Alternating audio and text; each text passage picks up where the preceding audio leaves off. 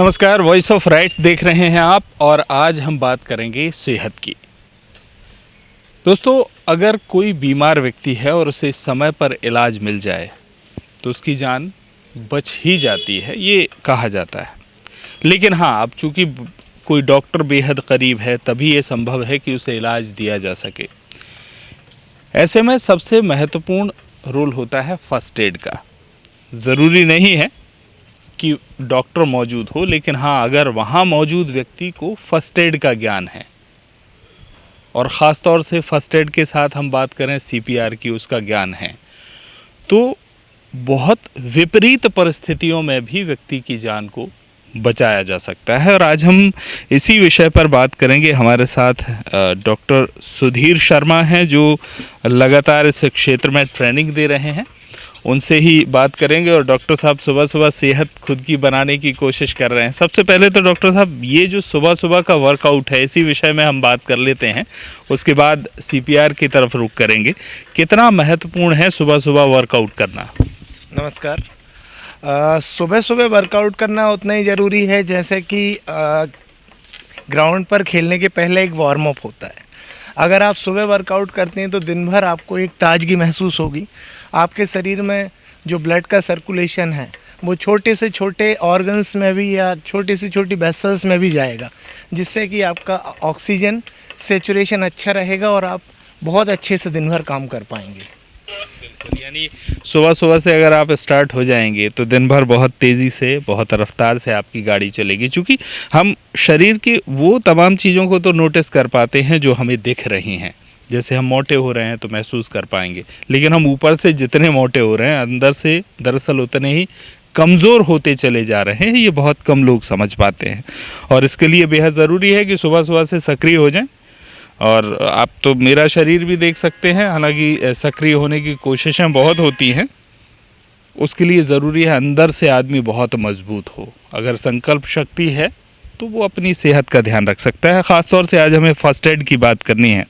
First aid में महत्वपूर्ण, चूँकि किसी व्यक्ति को मरहम लगाना, पट्टी बांधना वो थोड़ा आसान होता है। लगता है आदमी को कि हाँ, कहीं चोट लग गई है तो ज़ख्म साफ़ कर देंगे और उस पर मरहम लगा देंगे, पट्टी बांध देंगे, उससे ही आदमी फ़र्स्ट एड मान लेता है। लेकिन फ़र्स्ट एड शायद केवल इतना ही नहीं है। एक बहुत महत्वपूर्ण चीज़ जिसे आपने एक अभियान के रूप में मध्य प्रदेश में लिया है। पिछले दिनों पुलिस विभाग में बहुत बड़ा एक कैंप आयोजित हुआ जिसमें सीपीआर की ट्रेनिंग दी गई। बड़े बड़े अधिकारी भी उसमें शामिल हुए और थाना लेवल तक वो कार्यक्रम किया गया। ये जो सीपीआर है, सीपीआर को लेकर जब भी बात होती है या फर्स्ट एड को लेकर जब भी बात होती है तो गोल्डन आवर एक शब्द आता है जिसे शायद आम आदमी तो नहीं समझता होगा, लेकिन क्या है ये, किसको गोल्डन आवर कहते हैं? आपने बहुत अच्छा सवाल पूछा कि सीपीआर की ज़रूरत होती है और सिर्फ मलहम पट्टी करना या बैंडेज बांधना ही फर्स्ट एड नहीं है। फर्स्ट एड में बहुत सारी चीज़ें हैं जिनमें अगर हम समय रहते किसी व्यक्ति को प्राथमिक उपचार या प्राथमिक सहायता देते हैं तो उस व्यक्ति की हम अस्पताल तक जाने तक जान बचा सकते हैं।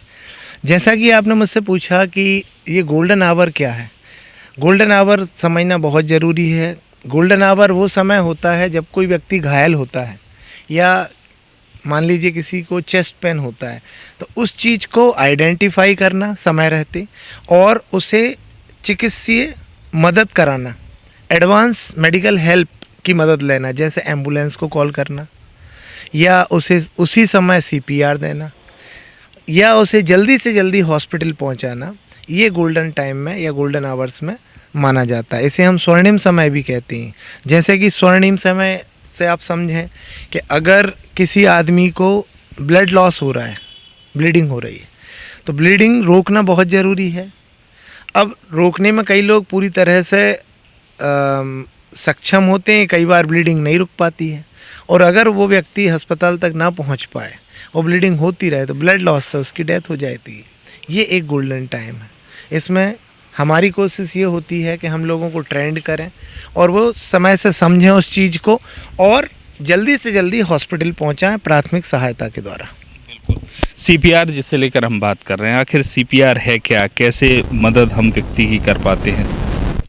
सीपीआर कार्डियोपल्मोनरी रिसस्टिकेशन है। या हिंदी में हम इसे समझें हृदय एवं फेफड़ों को पुनर्जीवित करने की प्रक्रिया।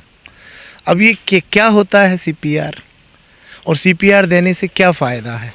सीपीआर देने से एक्चुअली जो हमारा हृदय नॉर्मली धड़क रहा है, जैसे कि आपने देखा होगा 70 से 80 बार 1 मिनट में हार्ट बीट होती है, जब ये स्टॉप हो जाता है तो हमारे पूरे शरीर में ब्लड सर्कुलेशन रुक जाता है। और हमारे शरीर का सबसे महत्वपूर्ण ऑर्गन है ब्रेन। ब्रेन को अगर ऑक्सीजन और ग्लूकोज की सप्लाई रुक जाती है तो ब्रेन डेथ होने लगती है। आपने सुना होगा कई अस्पतालों में ब्रेन डेथ हो गई पेशेंट की। जब ब्रेन डेथ हो जाती है तो एक उम्मीद ख़त्म हो जाती है कि पेशेंट अब रिवाइव होगा। जैसे ही किसी व्यक्ति को हृदयाघात होता है या उसका हृदय रुक जाता है, जिसे हम कैरोटिड पल्स से चेक करते हैं। कैरोटिड पल्स में आपको दिखाऊं, ये गर्दन में जो हाइड बोन है इसके जस्ट साइड में ये 2 उंगलियां रखेंगे तो यहाँ पल्सेशन फील होता है। आपने देखा एक व्यक्ति की पल्स रुक गई है, आप तुरंत उसकी छाती पर बाहरी रूप से यानी कृत्रिम रूप से हम उसकी छाती पर दबाव डालते हैं। उस दबाव से ये फ़ायदा होता है कि उसका हृदय चलने लगता है वापस। जब हम कंप्रेशन कर रहे हैं तो शरीर में ब्लड फ्लो होगा, पूरा पास होगा हर वेसल्स में, वो ब्रेन तक भी जाएगा। जब ब्रेन तक जाएगा तो उसकी जो सेल्स की डेथ हो रही है वो डेथ रुक जाती है और ब्रेन काम करने लगता है। कुछ टाइम के बाद ये होता है कि हमारा जो ब्रेन से सिग्नल आते हैं वो हार्ट को रीस्टार्ट कर देते हैं। लेकिन ये बेहद ज़रूरी है कि आप तुरंत शुरू करें विदिन अ मिनट। कैसे दिया जाता है आखिर ये जो सीपीआर है? चूँकि प्रॉपर इसकी ट्रेनिंग की आवश्यकता होगी, उसके बिना तो मुझे लगता है संभव नहीं है किसी को सीपीआर देना, या यूट्यूब से वीडियो देखकर क्या संभव है कि किसी को सीपीआर दिया जा सकता है? नहीं, सीपीआर एक बेहद महत्वपूर्ण प्रक्रिया है। इसकी एक ट्रेनिंग होती है जिसे हैंड्स ऑन ट्रेनिंग बोलते हैं। हम एक मैनिकिन के ऊपर एक प्रैक्टिस कराते हैं कि आपको सीपीआर कैसे देना है। सबसे पहली चीज़ इसमें ये है कि जो व्यक्ति सीपीआर दे रहा है उसकी इच्छा शक्ति होनी चाहिए कि हाँ मैं इस व्यक्ति को बचा सकता हूँ। दूसरी चीज़, उस व्यक्ति के दोनों हाथों को, जो मैं जैसे राइट हैंडी हूँ तो राइट हैंड नीचे रहेगा और दूसरे हैंड को हम इस तरह से लॉक करेंगे और हमारी बॉडी पेशेंट के ऊपर 90 डिग्री से होगी। पेशेंट एक समतल सतह पर होना चाहिए, स्थिर। पेशेंट में मूवमेंट नहीं होना चाहिए। और छाती के बीचों बीच जहाँ मेरा ये हाथ आपको दिख रहा है, ये ब्रेस्ट बोन कहलाती है। इस ब्रेस्ट बोन के ऊपर यहाँ हम कंप्रेशन करते हैं, यहाँ कंप्रेस करते हैं तो ये हमारी जो रिब्स है, रिब्स केज, ये रिब्स केज में एक लचीलापन होता है। ये रिब्स केज जो है दबती हैं अंदर की तरफ, और हार्ट चूँकि इस तरह से लोकेटेड होता है उसके ऊपर दबाव आता है और ये दबाव हमें लगातार करना है, जिसका एक प्रोटोकॉल है according to American Heart Association. 30 chest compression, 2 बार कृत्रिम सांस देना है और इस प्रक्रिया को हमें 5 बार 2 मिनट के अंदर कंप्लीट करना है। जब हम सीपीआर कर रहे हैं तो हमें इस बात का ध्यान देना है कि हमें बीच में नहीं रुकना है। कब तक?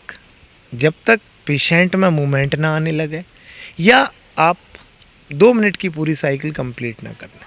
बिल्कुल, यानी अब यहाँ सीपीआर देना और सीपीआर देना है कि नहीं, इसके बीच में बहुत बारीक सी लाइन मुझे लगता है, जिस तरह से आप बता रहे हैं कि सीपीआर पेशेंट को देना ही है, ये समझना भी बेहद ज़रूरी है। ये आखिर कैसे समझना है? देखिए, जब पहली चीज़ तो ये है कि सीपीआर आपको कब देना है, तो उसके लिए एक फर्स्ट एड की ट्रेनिंग के द्वारा आप ये सीखते हैं कि अगर कोई अनकॉन्शियस पेशेंट है, पहली चीज़ तो पेशेंट अनकॉन्शियस होना चाहिए, जो आपके बोलने पर, उसके कंधे थपथपाने पर रिस्पॉन्स ना कर रहा हो, ठीक है। दूसरी चीज़ इसमें महत्वपूर्ण ये होती है कि आप उसकी पल्स को चेक करें। पल्स मतलब धड़कन। अब एक आम आदमी स्टेथोस्कोप से तो चेक करेगा नहीं, उसका सिंपल सा तरीका है, जब पेशेंट सीधा लेटा है तो उसकी गर्दन में यहाँ पर ये जो हाइड बोन दिख रही है आपको, यहाँ इसके जस्ट साइड में ये 2 उंगलियाँ आप ऐसे रखेंगे यहाँ, तो यहाँ पर एक कैरोटिड आर्टरी होती है जो दोनों तरफ होती है। और कैरोटिड आर्टरी हम क्यों बोल रहे हैं? क्योंकि हार्ट के बिल्कुल नज़दीक है और एक अच्छी फील होती है, उसमें अच्छी फीलिंग आती है, मोटी आर्टरी है। तो जब हम इसको यहाँ पर चेक करते हैं, और ये हमें ज़्यादा देर चेक नहीं करना है, 10 सेकंड, क्योंकि यहाँ समय कीमती, जैसा आपने बोला गोल्डन आवर्स, तो हमें यहाँ पर सिर्फ 10 सेकंड चेक करना है। अगर आपको पल्स नहीं मिल रही है तो आप तुरंत चेस्ट कंप्रेशन कीजिए, क्योंकि अगर आपने देरी की तो ब्रेन तक ब्लड सप्लाई रुक जाएगी। इसलिए हम बोलते हैं कि जैसे ही आपने पल्स एब्सेंट देखी, आप इमीडिएट CPR कीजिए। कई बार लोग बोलते हैं कि हमने एम्बुलेंस को कॉल कर दिया, एम्बुलेंस आने वाली है, लेकिन एम्बुलेंस जब तक आएगी तब तक तो ब्रेन की डेथ हो जाएगी। इसलिए आप उस CPR को कंटिन्यू रखिए। यानी CPR की प्रॉपर ट्रेनिंग लेनी है, और ये सबसे पहले समझना है कि जो व्यक्ति सामने आपके मरीज़ के रूप में है, जिसे आप अचेत समझ रहे हैं, वो वाकई में अचेत है कि नहीं, उसे CPR देने की ज़रूरत है कि नहीं, CPR देने की पूरी प्रॉपर ट्रेनिंग होनी चाहिए। उसके बाद ही क्या एक अप्रशिक्षित व्यक्ति जो है वो CPR देगा, तो मुझे लगता है बहुत कठिनाई हो जाएगी। अब यहाँ हम CPR के अलावा, चूँकि ये एक स्थिति है जो इस वक्त और ख़ास तौर से कोरोना के बाद हमने बार बार सुना है कि कोई ट्रेडमिल पर दौड़ते दौड़ते हार्ट अटैक आया और व्यक्ति जो है वो असमय ही काल के गाल में समा गया। ग्राउंड में खेलते खेलते अब तो बच्चों को भी इस तरह की स्थितियां निर्मित हो गई, और ऐसे में ये CPR और जो सावधानी है वो बेहद ज़रूरी हो जाती है। लेकिन दिल को स्वस्थ रखना, क्योंकि हम दिल से जुड़ी बात कर रहे हैं, दिल को स्वस्थ रखना कितना आसान है और कितना कठिन लगता है हर व्यक्ति के लिए? देखिए, जहाँ तक दिल की बात है, तो दिल को स्वस्थ रखने के लिए आपको एक तो नियमित व्यायाम करना चाहिए, आपका हाइड्रेशन मेंटेन होना चाहिए। लोग क्या करते हैं, पानी बहुत कम पीते हैं। उस स्थिति में कई बार क्या होता है, हृदय की बीमारियां होती हैं। तो दिल को स्वस्थ रखने के लिए एक तो व्यायाम ज़रूरी है। आपकी डाइट बहुत कुछ मायने रखती है कि आप डाइट किस तरह की ले रहे हैं और कितनी हेल्दी डाइट ले रहे हैं। और उसके अलावा एक महत्वपूर्ण चीज़ है कि आप थोड़ा सा स्ट्रेस को कम करें, स्ट्रेस ना रखें अपने जीवन में। स्ट्रेस एक बहुत साइलेंट एक ऐसा कॉज है जो कि हृदय की बीमारी और डायबिटीज़ को जन्म देता है। यानी तनाव मुक्त रहना है, और तनाव मुक्त रहना है तो उसके लिए सक्रिय रहना बेहद ज़रूरी है। न केवल सुबह सुबह की एक्सरसाइज, बल्कि ज़िंदगी की बहुत सारी चीज़ों को आपको संभालना होगा, तब कहीं जाकर चिंता मुक्त आप रह सकते हैं।